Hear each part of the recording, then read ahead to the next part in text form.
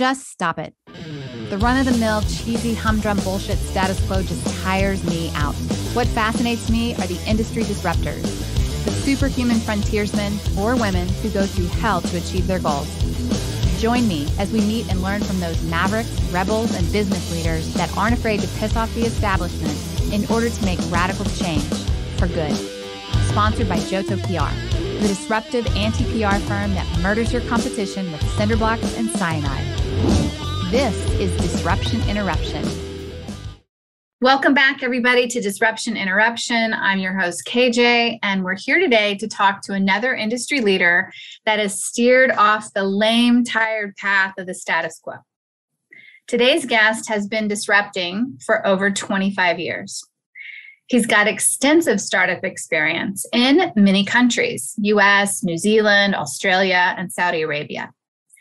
Two of these startups achieved over $1 billion valuation under his watch.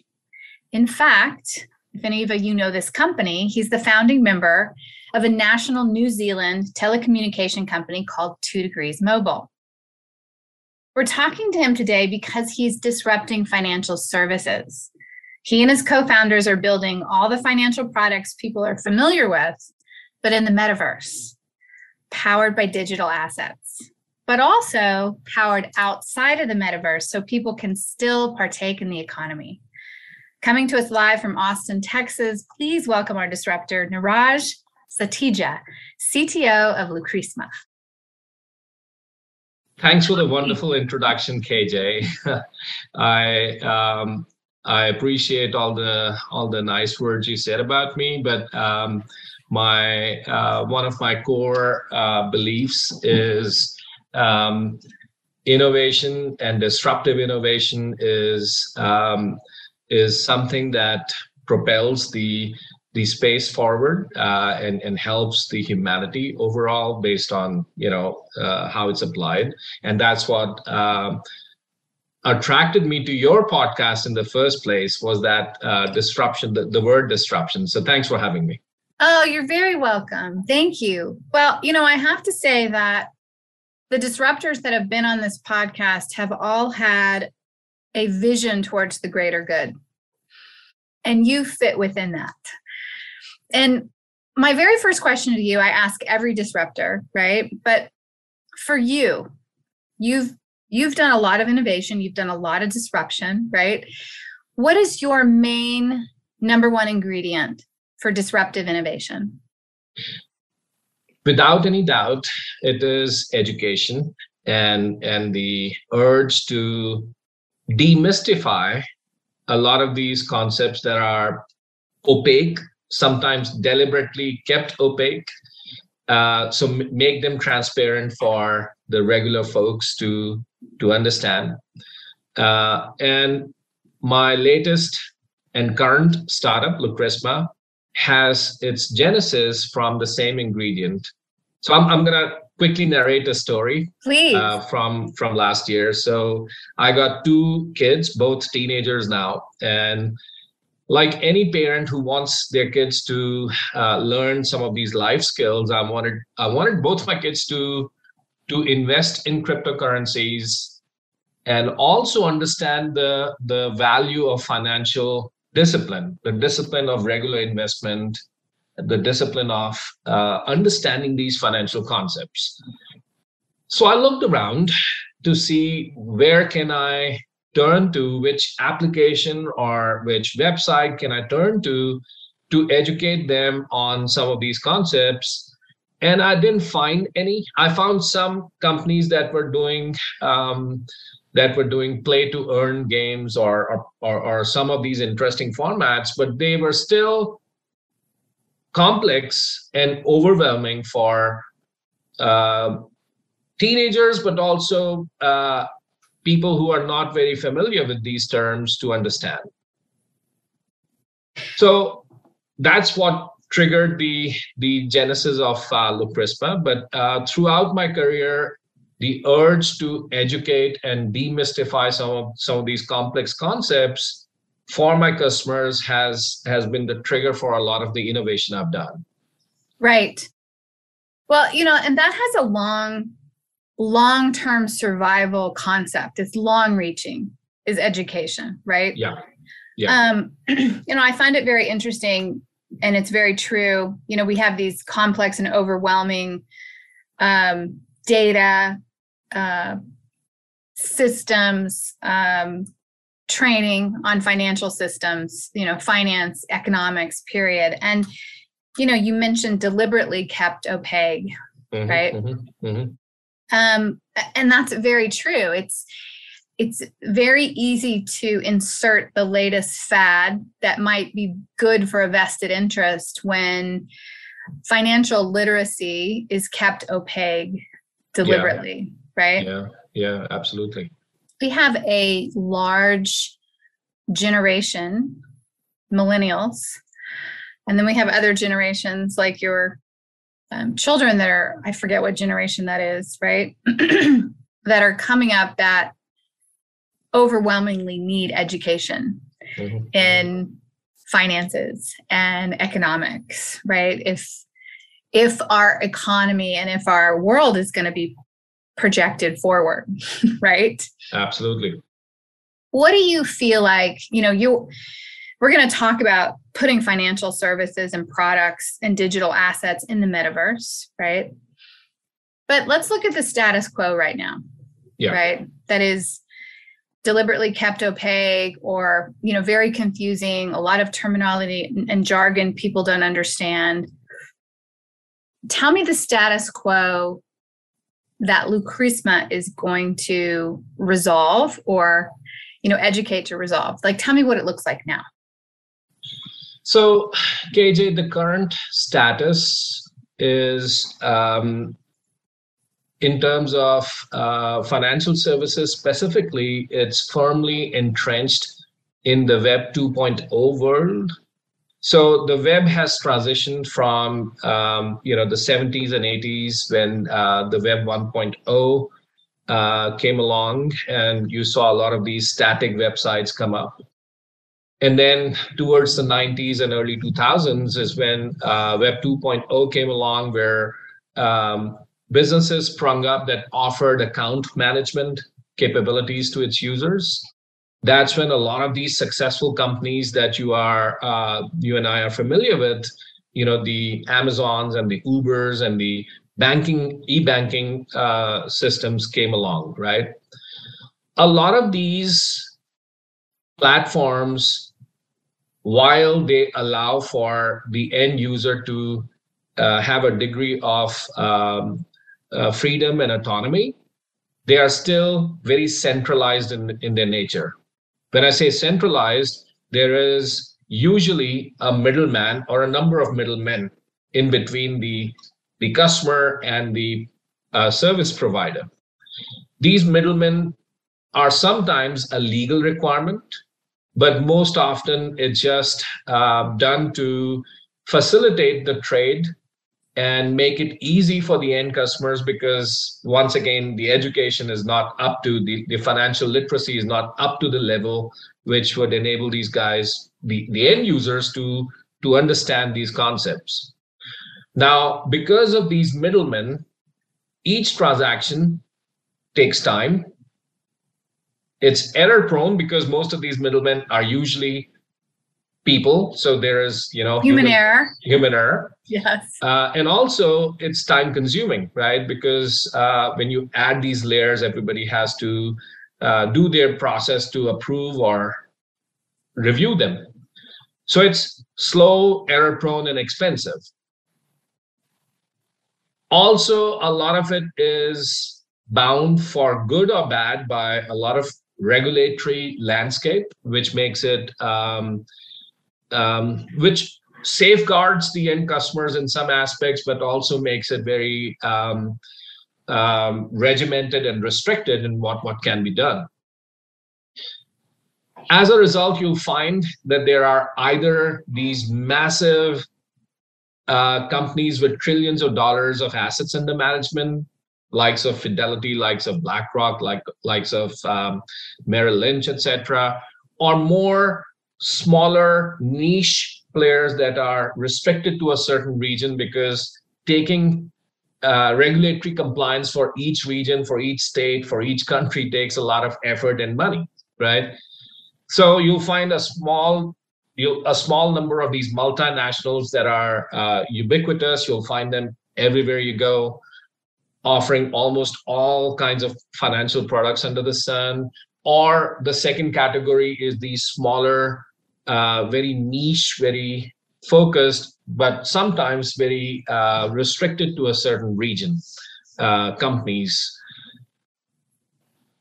In the last maybe 30 to 40 years, these companies have embraced technology. They have become more aware of their customers' needs, and they've done a fantastic job of marketing their products to people in a way that makes sense for everybody, right? So it's custom, it's tailored and personalized for each customer because there's huge amounts of data they're aggregating. I will say this as an interjection. They do understand how to communicate in layman's terms in their marketing. Absolutely. So not in the other aspects of it, but they have figured that out. You're right. Yeah. So that's at a high level, that's the status quo. And a lot of these companies are now, I know you asked about the status quo, but I'm just going to take it one step further and say that a lot of these companies are also trying to pursue efficiencies and innovation to keep themselves competitive and keep themselves ahead of the curve. However, the business model still remains that man in the middle paradigm that I spoke about, right? So there's still a layer or a number of layers between the customer and the product, the financial product that they're offering. So that the crux of that problem still remains, right? You can have efficiencies around the workflows, but the workflow itself is fundamentally centralized in nature. Yeah. So what is the problem with it being centralized? The problem is that they generate a lot of data, which makes these companies incredibly powerful, and it gives them visibility of they get an idea of the entire market. They can break it down by segments and micro segments, and they know demographics. They know what kind of products sell, and they can do an incredibly good job of offering the products that each one would need, and which is all good, right? You need to be offered all these products and services, but the controls remain with that centralized entity, which allows them to jack up the prices when they feel like. It allows them to have access to more of the customer's data than they need to, and not reveal or disclose how that data is being at times being sold or federated and shared with third parties, including some marketing agencies and whatnot, right? That control is not with the customer. So as the end customer, my data, my likes, my preferences, my current portfolio is at the mercy of this business, right? That has all the control. So it's a lopsided equation. Yes, it is a lopsided equation. And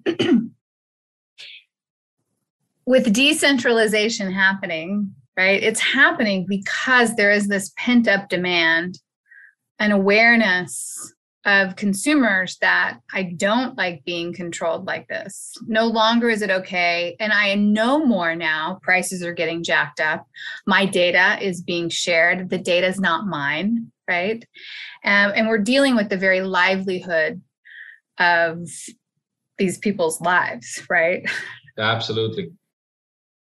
So how is this innovation of the metaverse? Let's talk about that, right? Putting financial products and digital assets into the metaverse. How does that solve this centralization problem? So before I answer the question from the metaverse perspective, I'm just going to take a minute and explain how decentralization as a concept is going to solve a lot of these problems I just spoke about. Let's do it. So decentralization basically means that there's no centralized entity, and two peers, the customer and the service provider, can deal with each other directly without the need of a middleman. And each customer decides who gets to access their data, how much of that data needs to be accessed, so the control is firmly with them. That obviously brings a lot of responsibility to the end customer, in that they are now their own bank or their own financial services company, right? So they're their own CFO.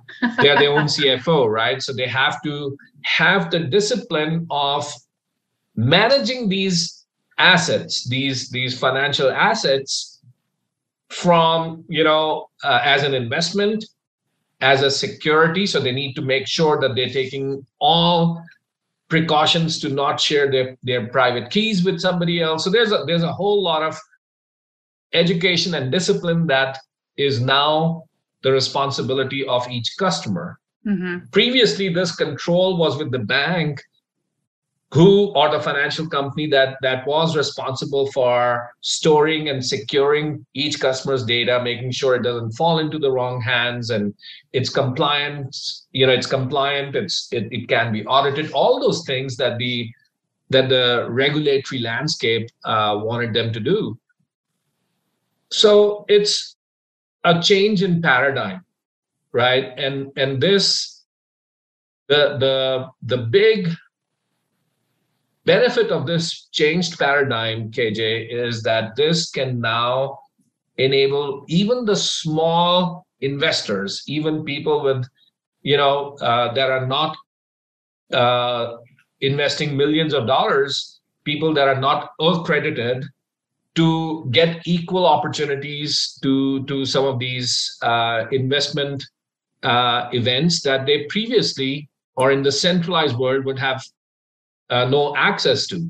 So right. it basically levels up the playing field. It allows everybody to have an opportunity to partake in the new economy. Right. So that's what I'm sorry. Wait, these newer investors or smaller investors is an emerging class of investors that is hugely growing, and there's a pent-up demand to get out of the constraints of the middleman. Absolutely. And you'll see this, you'll see a lot of this happening over the course of several years now. Earlier, when you saw these IPOs come up, right, you would see that there were conditions on who could invest, and usually it's the SECs and the regulatory authorities of that region deciding that this asset is risky, so we are only going to allow accredited investors or institutional investors to invest here, right? Because the assumption was that the common man who's playing with smaller sums of money doesn't have the tools and the financial intelligence to take this risk, right? Now that has been taken out of the equation, right? Yes. Well, I laugh because it is very ironic. You're not smart enough to know this. It's the old adage from, the mental health field 70 years ago, that you're not smart enough to understand your own mind. So you're not. Exactly. Don't look there, right? Yeah. Don't look at your finances. You're not smart enough. Don't look at your mind. You're not smart enough. Yeah. Right. So that's what decentralization is changing. And don't get me wrong, there's lots of things that are still emerging. It's still very early on in this space. The regulatory landscape is becoming clearer. I'm sure you've come across what Senator Cynthia Lummis revealed a couple of days ago on the proposal that they're working on. So a lot of that is yet to mature. The technologies are yet to mature, but conceptually, the idea of decentralization is so compelling. In my opinion, it's here to stay. In my opinion, it's going to be supported by a lot of good technology, a lot of good tools that would enable everybody to make their own investment decisions, to have their own security in place to safeguard their assets and be better informed about their opportunities. Right. Well, most people don't know this, but legislation happens when it doesn't happen proactively. It happens reactively based on what the masses and the court of public opinion want. Right? Exactly. Yes. And so this particular development you're talking about is coming about because this pent-up demand is being expressed and has been expressed. Yeah. What happens to the middleman? Because every time there's disruption and innovation, there's a whole value network that gets restructured. And typically, there is a middleman that gets replaced, right? What happens to the middleman at this point? Right. So, KG, I'd like to answer that question differently. So instead of focusing on the changed workflow, so going from a man in the middle approach to a decentralized approach and what happens to the middleman, I'm going to tell you some of the needs of this new space, right? Which I think the traditional middleman is ideally placed to take advantage of and offer those services in the new world. I'm glad you're taking it in this direction, because there is a misconception, even a delusion, that those middlemen in many of these cases are going to be completely displaced, when actually they have a very strong role in the new paradigm. Absolutely. So in the last several decades, these middlemen, I don't know of any other term to describe them, but these financial brokers have developed a lot of in-depth understanding of the customer's needs, of also the regulations and the law of the land that they need to comply with, right? So in the new world, they can leverage that education, they can leverage that awareness of the law to build businesses that would help these customers in the decentralized world, right? So they can come up with applications that will allow people to invest in opportunities in a compliant manner. They can come up with applications that would educate them on the do's and don'ts. They can develop applications and businesses to provide portfolio services and provide good analytics-based recommendations. And I see a lot of that's already happening. I see a lot of businesses that have sprung up in the last year or so, last couple of years, that are providing portfolio services, that are providing analytics services, that are providing services to on the regulatory landscape. So a lot of that's started happening, but like I said, it's early days, and these brokers, these middlemen, can still come and set up businesses that would work in that decentralized world, where all this knowledge of the customer and the law and the regulations can be applied in a way that makes it more, fairer to both sides in the decentralized world. Right. So they're still in a consulting role. There is still a consulting role. Yes. Yes. Yes. So we have this decentralization, and we have this reinvention, I would say, of the middlemen, and we have this consumer class that is rising, that's had pent-up demand to take responsibility and control of their own financial well-being, right? Right. Can we go into the metaverse now? Yeah, absolutely. Okay, good. I've been. Let's talk about this, because I had to explain all that just so that I can do justice to what's coming now, right? Yeah, exactly. Because listen, what you said is like, great, good, end of podcast, good, innovation. But now we're adding the metaverse to that, which is like a virtual world, right? Exactly. How does that work with these financial products and digital assets? Right. So firstly, KJ, Metaverse is not new. Metaverse that is currently being built,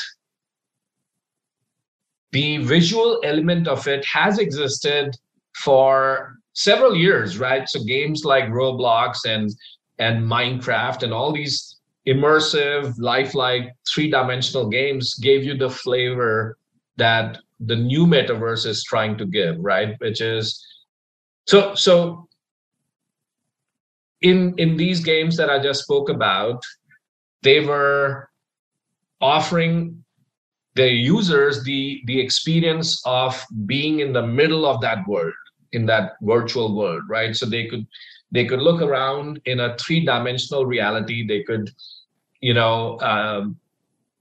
explore things and really play within the rules of that ecosystem, whether it's Roblox or whatever, and get that experience like they were in the center of that universe, right?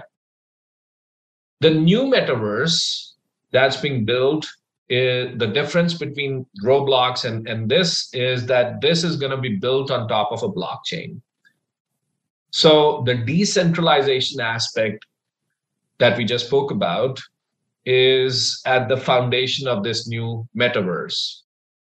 Visually, so instead of viewing the internet as a collection of different websites, different apps, different microsites, the metaverse envisions a virtual world which is interactive. It's three-dimensional. It places each user at the center of that universe and allows them to work, allows them to socialize, allows them to party inside of that space. And more importantly, because it's built on the blockchain technology, it allows them to take their assets with them wherever they go. So if they buy an in-game asset, let's say an NFT, they would take that with them to wherever they go, right? Which is unlike what Roblox and Minecraft were offering. When you were playing Roblox and you won some badges or avatars, if you disabled your Roblox account, that was it. That was gone, right? Whereas in this new metaverse, you get to take that asset with you because it's yours. It's owned by you. So there is an element of ownership. There's also an element of, in addition to the unified experience, the visual experience, the immersive experience that Metaverse is offering, there is an element of a real world in that new Metaverse because you have that underlying data foundation that guarantees ownership, guarantees safety and trust and choice. Now, while we've spoken about the ownership, I also want to touch on a couple of other characteristics of the metaverse. The new metaverse is going to be characterized by the creators economy. So you'll see a lot of 3D spatial artists, game designers, a lot of visual designers that would come and create these worlds that would characterize that metaverse. So the creators, whether they are producing art of a visual type or audio, whatever it is that they're producing, would then be incentivized for their creation by people who utilize that space or listen to their creations. So there's going to be a more fairer creators economy created. There's also going to be a new industry that's going to emerge, which is going to be, I call it the material economy. And the reason I call it the material economy is because it relies on material layers like this company that's doing fantastic job with these sneakers, right? So they've basically allowed for a customer to buy their sneakers, and they have those transmitters inside of the sneakers, which allows for this pair of shoes to have a digital twin inside of the metaverse. So if I wear those shoes and I move around, my avatar would move around in a similar way. And, there will be, I guess, a communication between the material and the digital to capture my movement, to capture my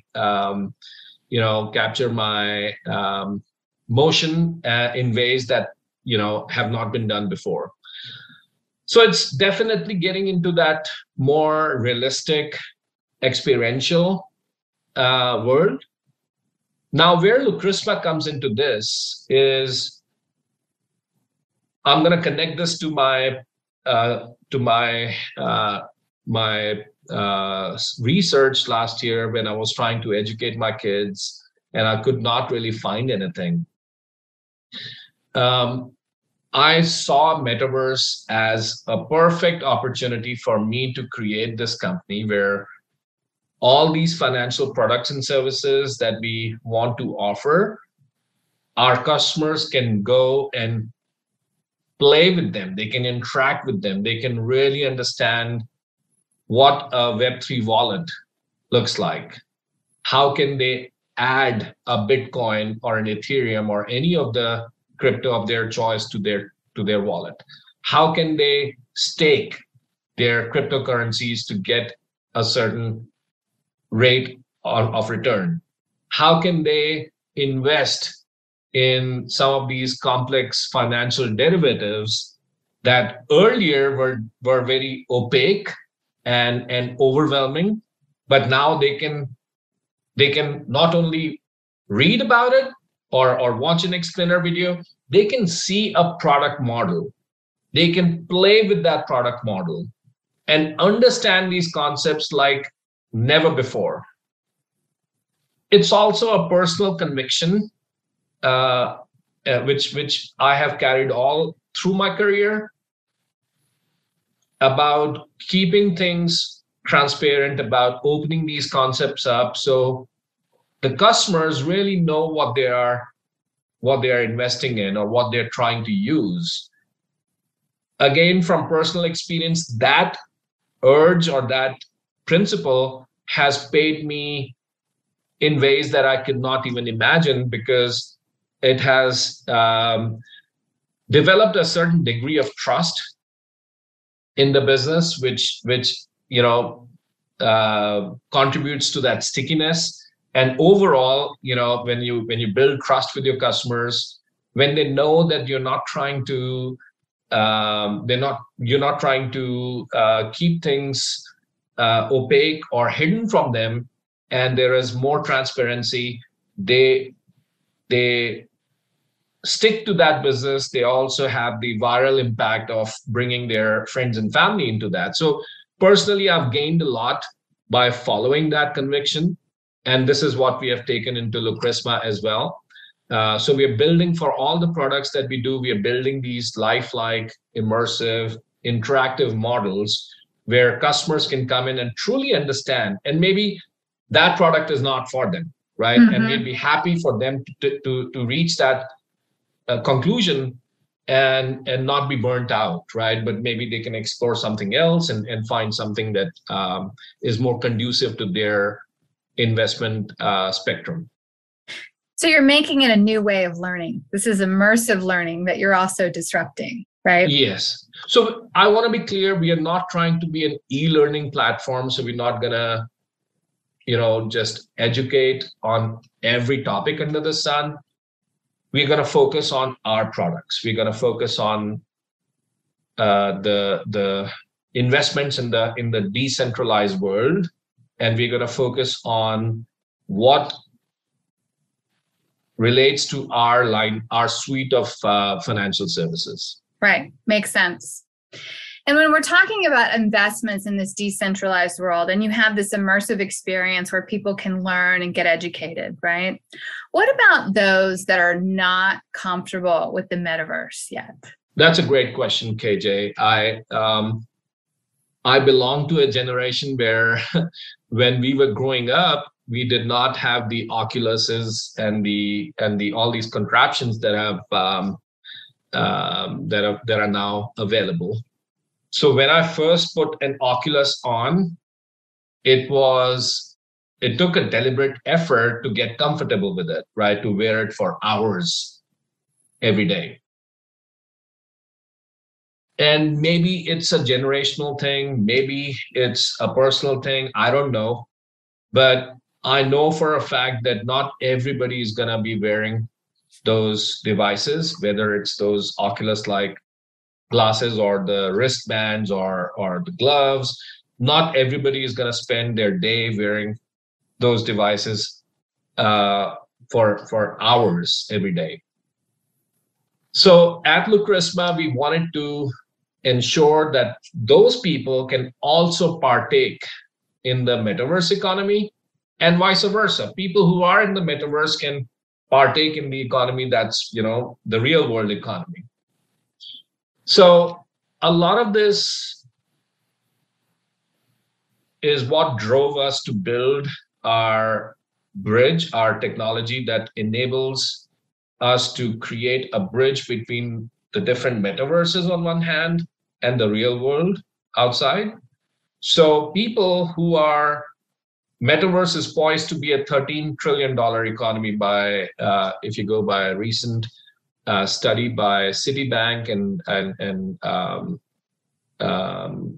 Goldman Sachs. Right. And they also said there's going to be about 5 billion engaged users in the metaverse, right? So a significant part of the global population is going to leverage or utilize the metaverse in some shape or format. So for an economy of that scale, you need to have somebody who's building those products natively, which is what we are doing. We're building all these financial services natively for the metaverse, but also allows people who are on the outside of that metaverse economy to leverage those investment opportunities. Likewise, as I mentioned, people who are in the metaverse, who are very comfortable with these devices and who are using metaverse for work or for social purposes or whatever, for them to not miss out on the opportunities in the real world, right? So we created this bridge which allows a customer to create a unified identity. And it allows them to say, okay, I've got a few Bitcoin in my wallet. I also got an NFT in this metaverse. And I'm interested in buying a parcel of digital land in this second metaverse.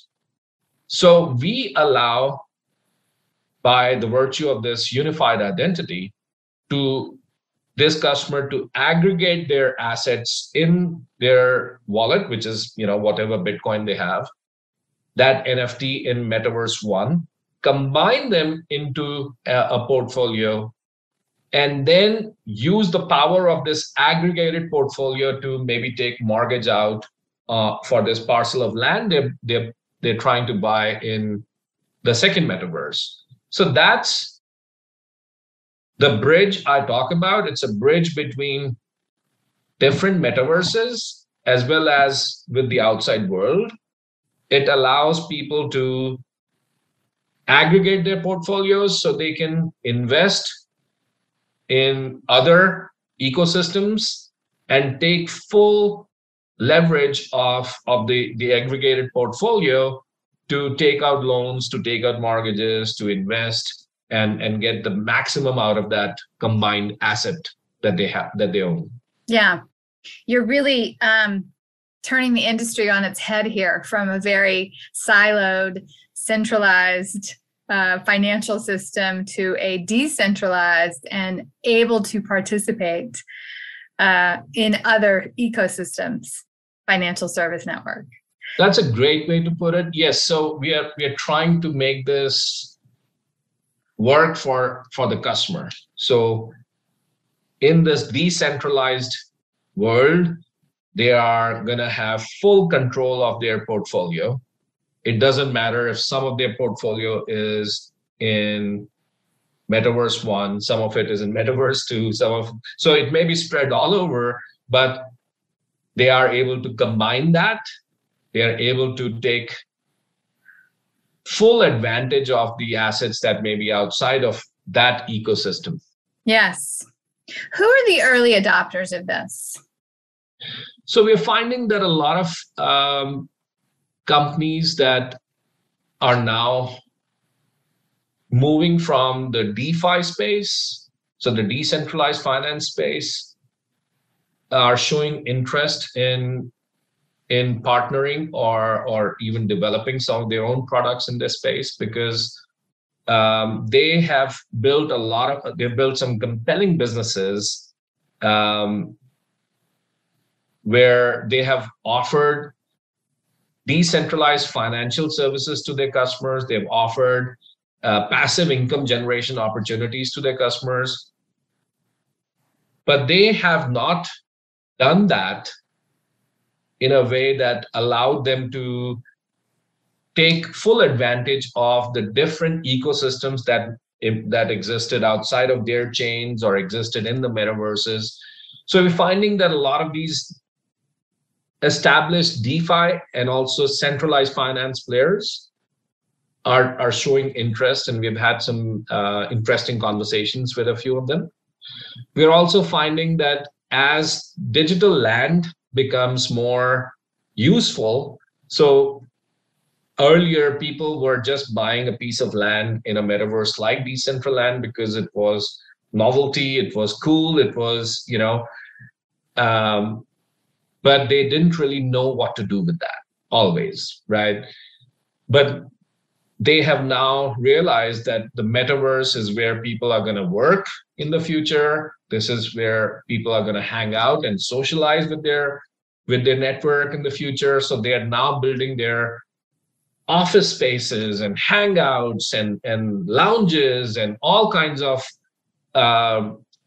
replicas of these meeting places that exist in the real world. They're creating them inside of the metaverse, and for that they need space, right? And so a lot of those visionaries are now saying, okay, I want to buy a piece of land, but it's become so expensive, I cannot afford it, but I do have this, few Bitcoin or few Ether or whatever. Can we take some mortgage out? Yeah. Right. So these are the early adopters. Now, tell me, who are the ones that are the most reticent to change at this point? That's it. That's another good question. I think people who are so dominant in the old world, right? They are. It's not like they are reluctant to change.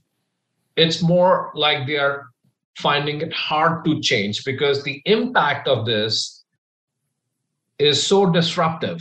And I'm going to take another example here, right? So I know of this massive traditional financial company that has this entire team whose job it is to do an identity validation on a new customer.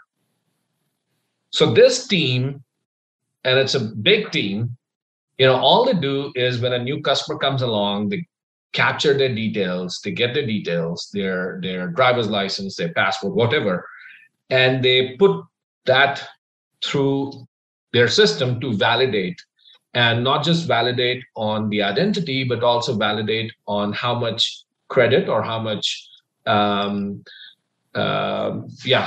their credit worthiness for them. All of that's going to go away.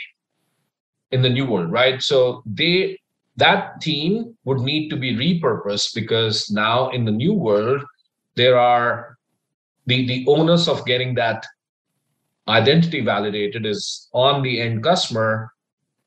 The business would still need to provide a method for the end customer to get their identity validated, but the onus now shifts to the end customer. So a lot of these teams that were created earlier would now need to be repurposed, because the impact of this technological change is so disruptive that it's taking that middleman out, right? It's taking them out.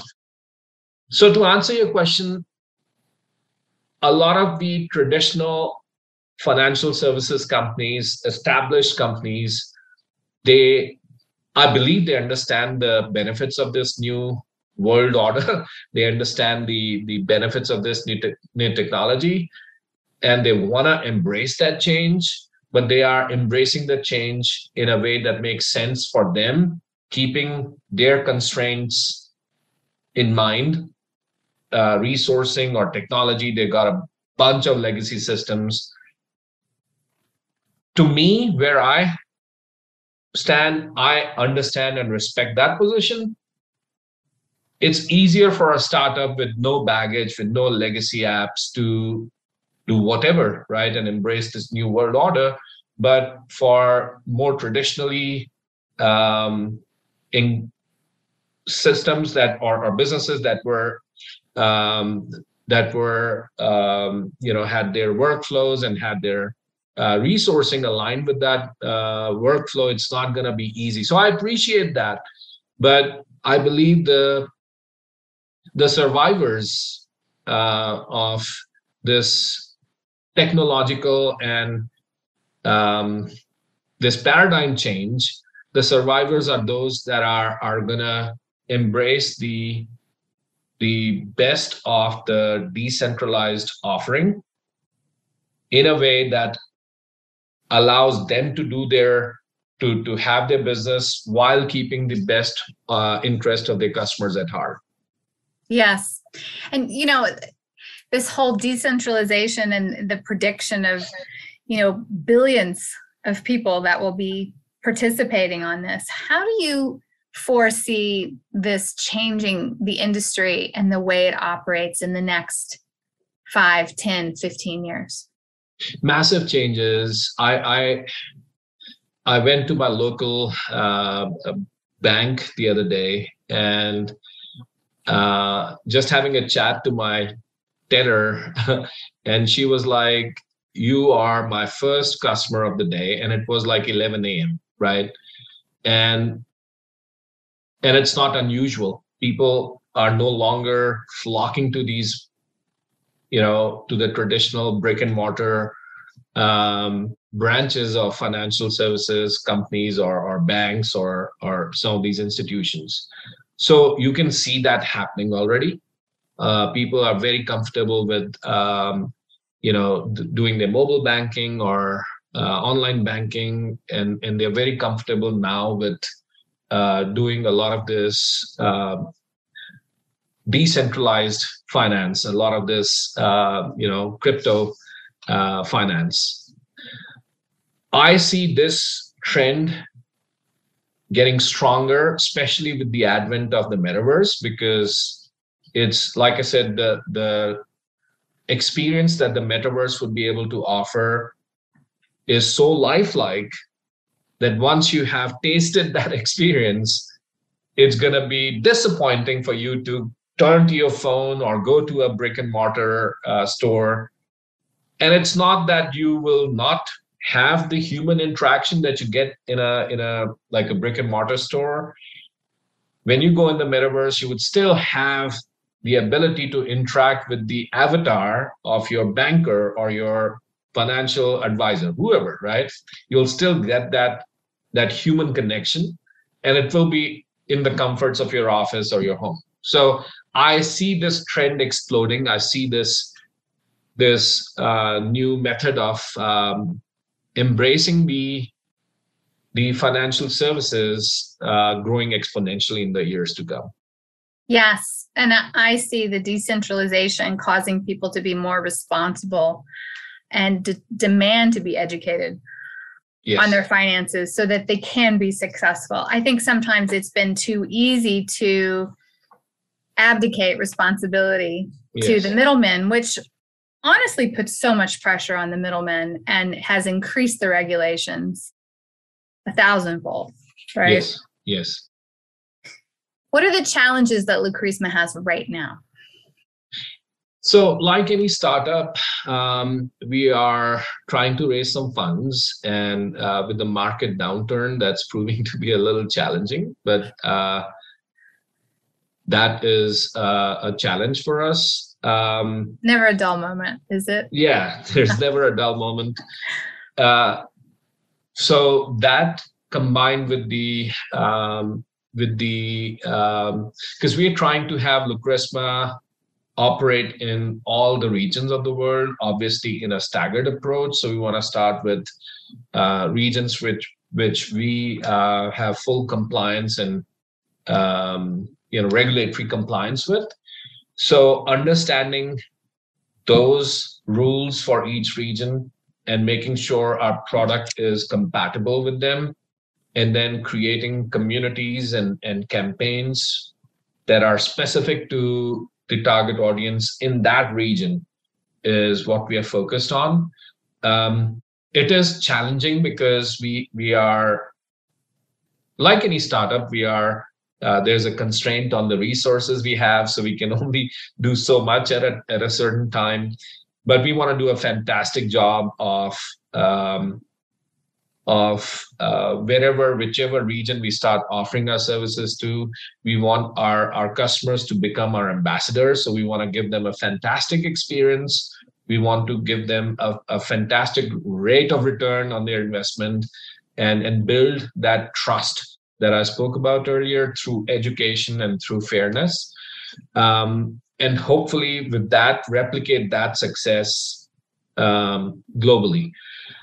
So doing that in a manner that allows us to have that roadmap, but still be nimble and flexible enough to respond to the changed market situation. This market changes every day. The technology changes every day, right? So it's a constant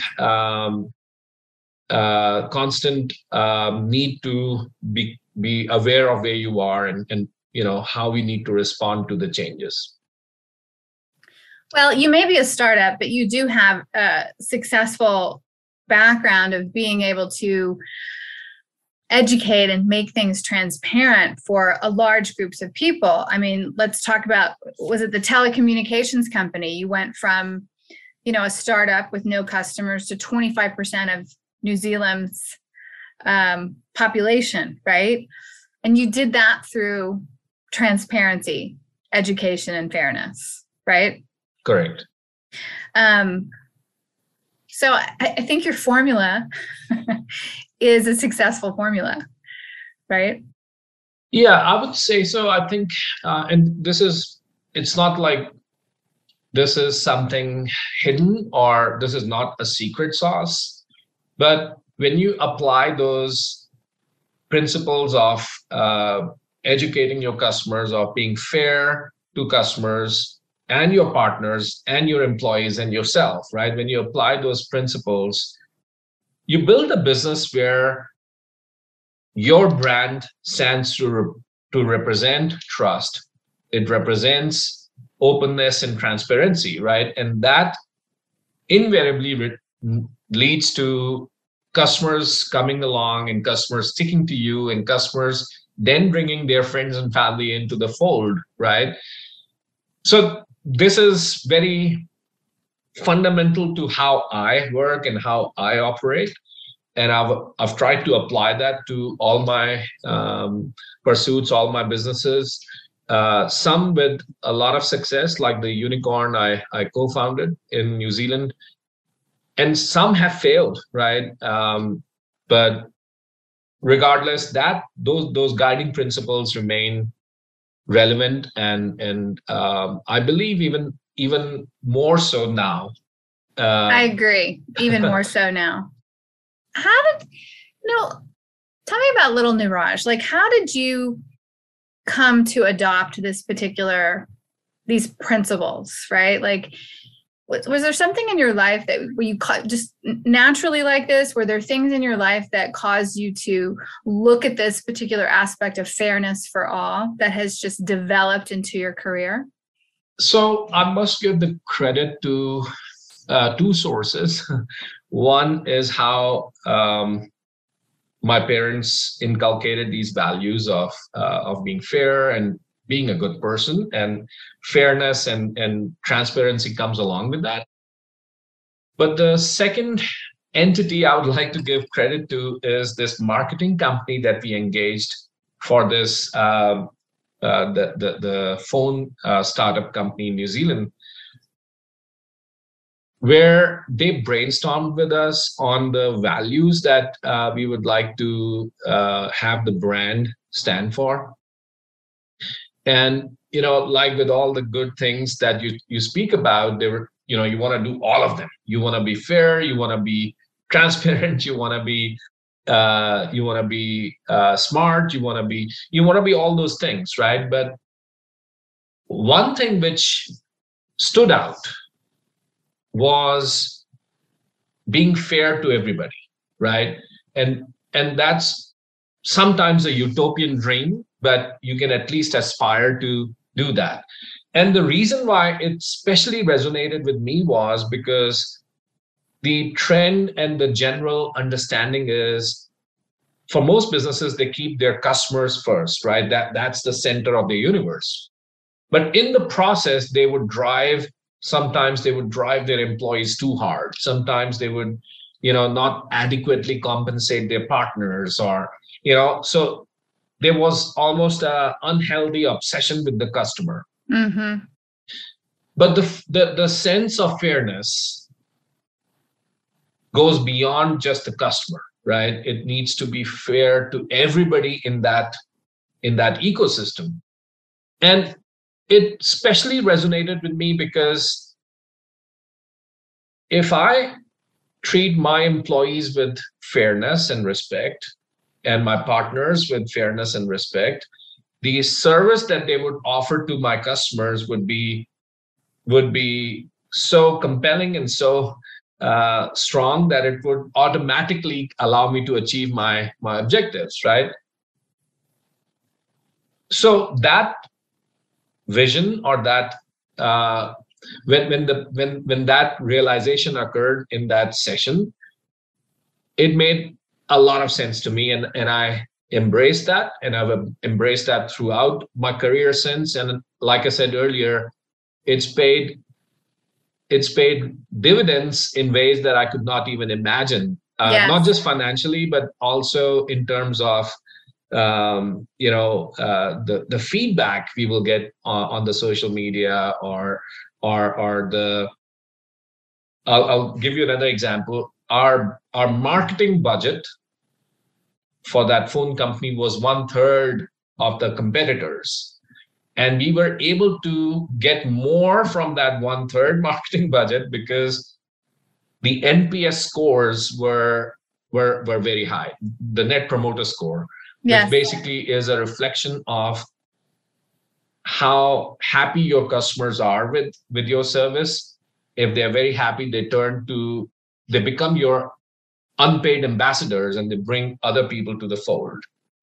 If they're neutral, they don't talk about that business so much. If they're angry, they badmouth that business, right?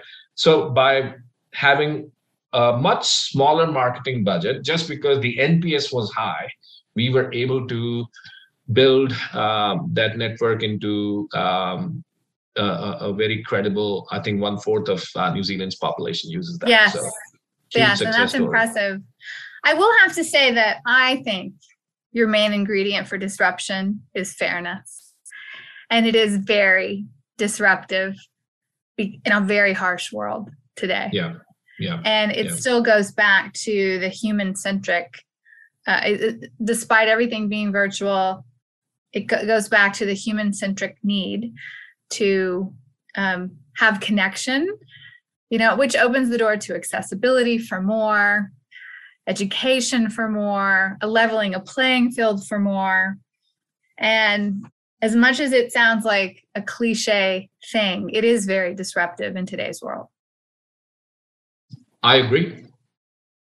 So tell me what you do outside of Lucrisma, if you do anything. Do you have any crazy passions? I think you and your kids like to go camping, right? Yeah, so my daughter is part of the Boy Scout, and she is trying to be an Eagle Scout, which is I know a few Eagle Scouts. That's very hard. Very Good for hard. her. So she has to go camping every month, and earlier we would just let her go with her troop, but last couple of years, especially since the COVID outbreak in 2020, we decided that as a family, let's go out in the nature and camp. And so it's become a big obsession with the family. So almost every month, at least once every month, we take our camps and we go somewhere and we pitch our tents and have a nice barbecue or whatever. So that's our favorite outdoor pastime. That's awesome. Pastime, yeah. Is there any particular tradition that you have when you camp? Do you make s'mores? Do you all of that? Yay! So, marshmallows, s'mores, you name it, right? I remember that. Yeah, graham crackers and lots of chocolate, lots of. Oh my gosh, that's awesome. Well, I hope that never stops for your family, even as your kids grow up, because that's fun. Yeah, it is. It is. Neeraj, tell people how to get a hold of you. So the best way to get a hold of me is through my email, which is neeraj@lucrisma.com, NEERAJ@lucrisma.com. You can also reach out to us on LinkedIn and Telegram. We are very active on those channels, and Twitter as well. Also, we are going to be starting with AMAs very soon, Ask Me Anything sessions very soon. So if you subscribe to our LinkedIn and Twitter channels, you'll get to know about those sessions. And we are now creating awareness of our products and services because we're planning to go live in Q3 this year. So a lot of our campaigns are scheduled along with that timeline, including these AMA sessions. So there you go. Awesome. All right, everyone. Well, thank you, Neeraj. This has been awesome. I've loved this. It was fun. Thank you so much for having me, KJ. I really enjoyed having this chat. Yes, you're welcome.